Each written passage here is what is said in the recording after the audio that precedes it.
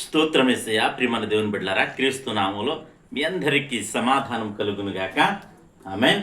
ప్రతి దినము దేవుని వాగ్దానం అని ఆత్మీయ చక్కటి కార్యక్రమంలో మిమ్మల్ని ప్రేమపూర్వకంగా ఆహ్వానిస్తున్నాను. దేవుని బిడ్డలారా, ఎలా ఉన్నారు? బాగున్నారా? ఉదయాన్నే లేచారా? ప్రార్థన చేసుకున్నారా? కాసేపు అయినా వాక్యాన్ని మీరు చదువుకున్నారా అని నేను మిమ్మల్ని అడుగుతున్నాను. దేవునికి దగ్గరగా జీవించండి, దేవునితో నడవండి. తద్వారా దేవుడు మీకు దగ్గరగా జీవించి మిమ్మల్ని దీవిస్తాడు అని తెలియచేస్తూ ప్రతిదినము దేవుని వాగ్దానం అనే ఆత్మీయ చక్కటి కార్యక్రమంలో వాగ్దానాన్ని నేను చదువుతున్నాను. లూకాసు వార్త 6వ అధ్యాయం 36వ వచనం. కాబట్టి మీ తండ్రి కనికరము గలవాడై ఉన్నట్లు మీరును కనికరము గలవారై ఉండు. దేవునికి స్తోత్రం. ఇంకా కిందకి వెళ్తుంటే తీర్పు తీర్చకుడి, మీకు తీర్పు తీర్చబడదు అని ఇలా ఉంటాయి.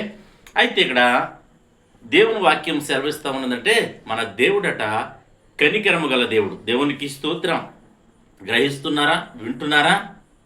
మన దేవుడు కనికరము గల దేవుడు, కృప సత్య సంపూర్ణుడు, ప్రేమామయుడు, దయాళుడు, అలాగే అన్నిలా చెప్పుకుంటూ పోతే మరి గొప్ప దేవుడు అని దేవుని వాక్యం తెలియచేస్తుంది. కనుక మనం ఏం చేయాలంటే ఆయన మరి కనికర స్వరూపుడు కనుక ఆయనను వెంబడిస్తున్న మనమును కనికరము కలిగి ముందుకు సాగాలని దేవుని వాక్యం సెలవిస్తూ ఉంది. కనుక మరి ప్రతి ఒక్కరూ మరి క్రీస్తును వెంబడిస్తున్న మనము కూడా కనికరం గలవారై ఇతరుల ఎడల కనికరం చూపించే వారిగా ఉండుటకు మరి దేవుడు మనకు కృప చూపిస్తున్నాడు కనుక మనమును కృప చూపించి కనికరం చూపించాలని మరి దేవుడు కోరుకుంటున్నాడు కనుక ప్రతి ఒక్కరును మరి కనికరం చూపించండి, దయ కలిగి ఉండండి, అలాగే మంచి మనస్సాక్షి కలిగి జీవించాలని తెలియచేస్తూ దేవుడి మాటలు దీవించును గాక.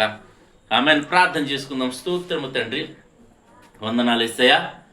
ప్రతి దినము దేవుని వాగ్దానమని ఆత్మీయ చక్కటి కార్యక్రమంలో ఇస్తున్న వాగ్దానమును బట్టి నీకు స్తోత్రాలు ప్రభా. ఎంతమంది ప్రజలు యూట్యూబ్ ద్వారా కావచ్చు, షేర్ చాట్ ద్వారా కావచ్చు, ఫేస్బుక్ ద్వారా కావచ్చు నా తండ్రి, ఈ రోడ్డు మార్గం వెళ్తూ చదువుతూ వారందరి జీవితాల్లో ఈ వాగ్దానం నెరవేర్చమని ప్రతి ఒక్కరూ కనికరం చూపించుటకు, నీ కనికరం పొందుటకు కృపను గ్రహించమని ప్రార్థిస్తున్నాను.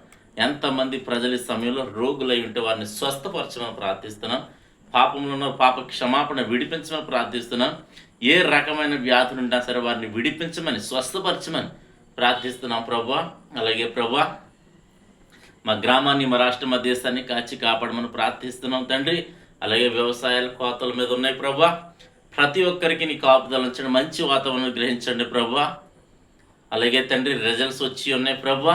అనేక మంది పాస్ అయ్యారు, అనేక మంది ప్రభువా.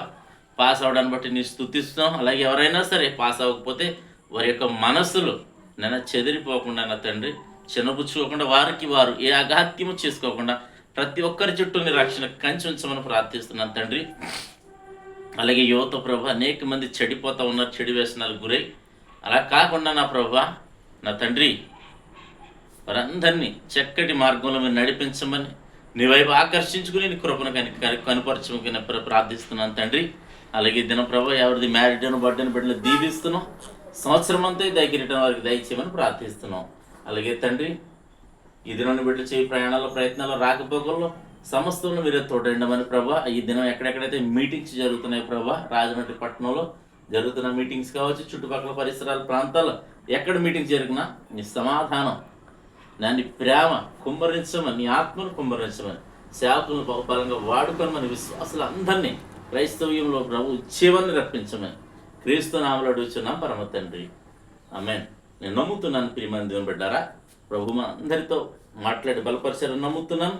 అలా ఈ దినం మరి దేవుడు మీ అందరికీ తోడై ఉండును గాక. ఆమేన్.